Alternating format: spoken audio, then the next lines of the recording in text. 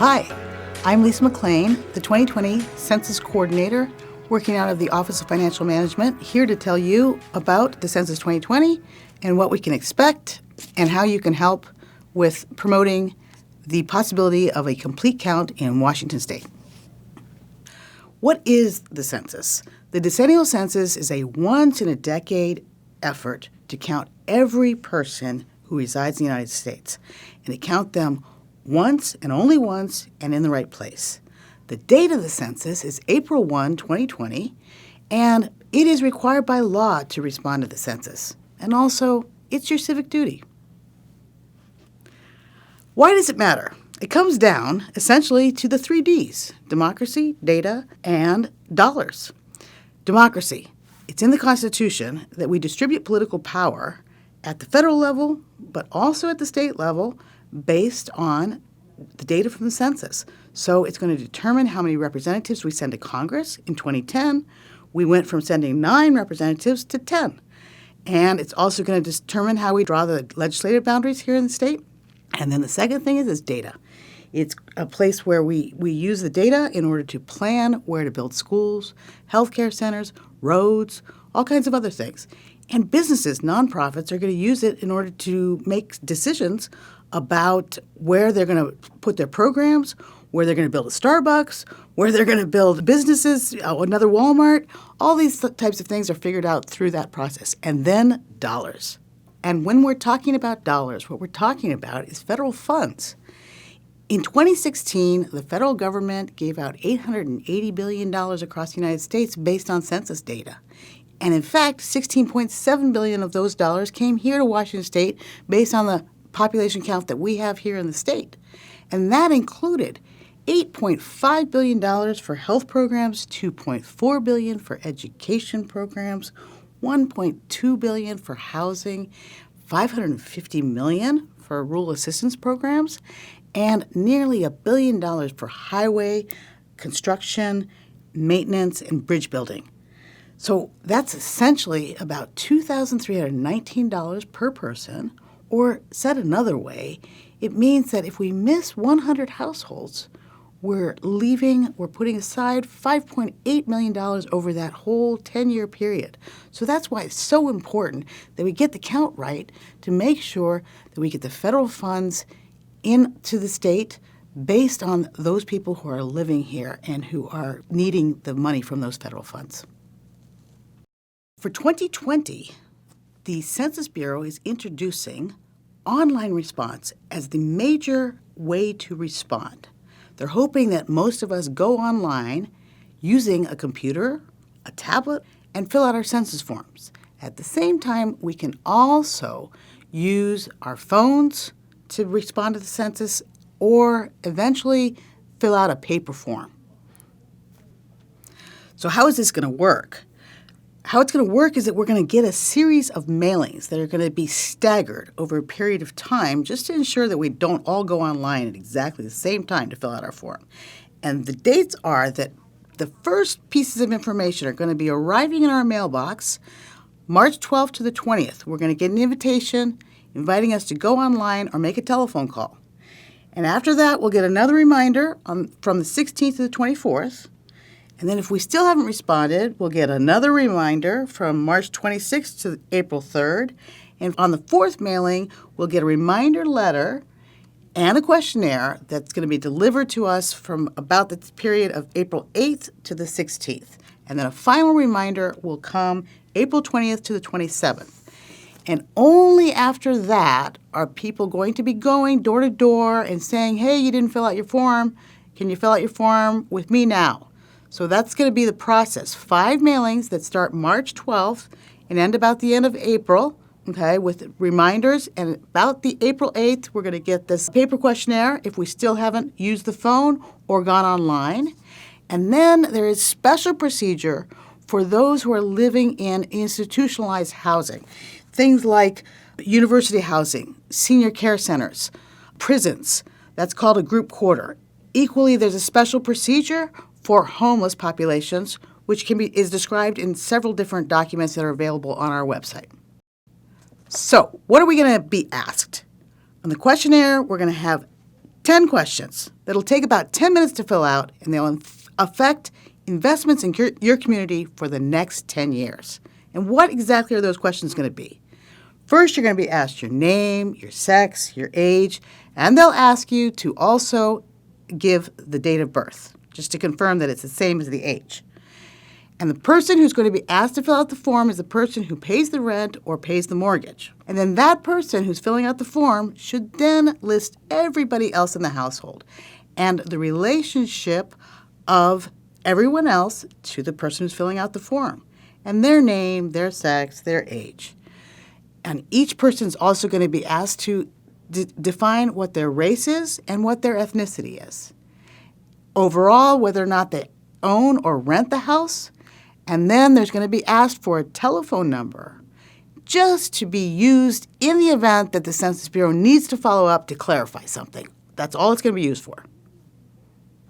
The online and the phone questionnaire are going to be available in multiple languages. They're going to be available in English and the additional 12 languages shown here.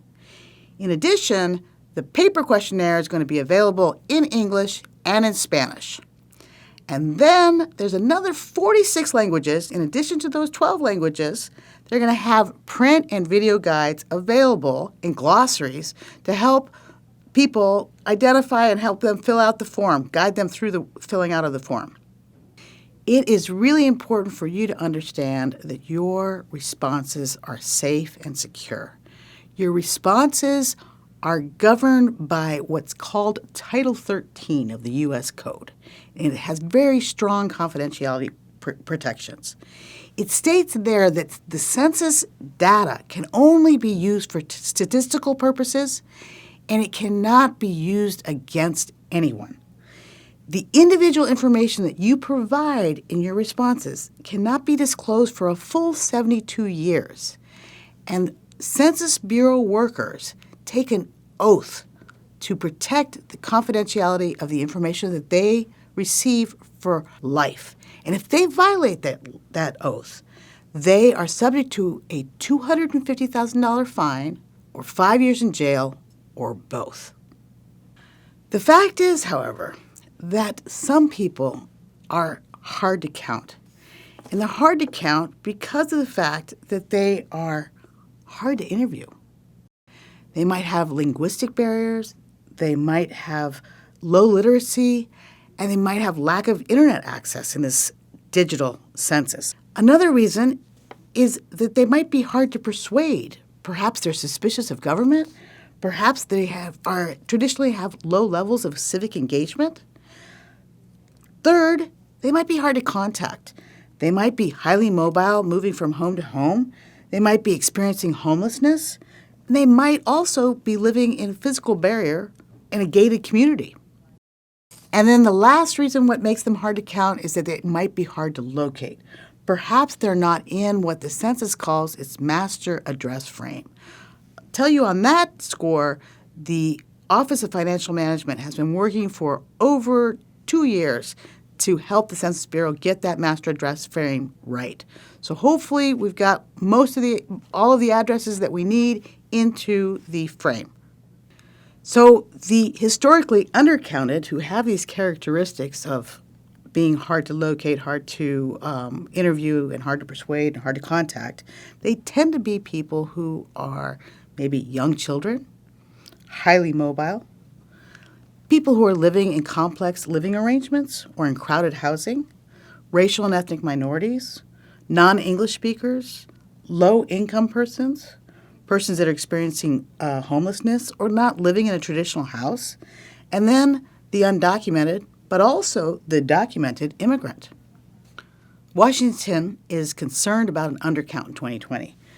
They're concerned that there might be fear and distrust of government, that there's a general level of apathy in the population, that people think, it doesn't matter, why should I bother?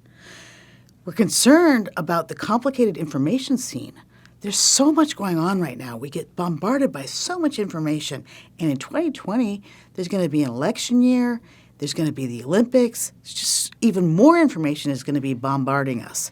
So how do we get through and say this is the most important thing, the census? We're worried about limited internet access, and then we're worried that the federal government does not have as much money as they did in the last census. And so they haven't been able to test as much. They are not going to be able to give out as many pens and different prizes and nice little signature things. And they might not have as much effort in the non-response follow-up effort. So these are the reasons why we're concerned, and we need everybody's help to help make a complete count. So what we're doing here in Washington State is we have been working for probably the last year and a half on grass tops mobilization, realizing that we need people to cue in on this exercise called the census, but that not everybody's going to have the time to do that. And so I say 75% of the population is going to actually say, what is this census when it comes to them in the mail? But 15% of us need to know all the details so that when the people turn to us and say, hey, what's this?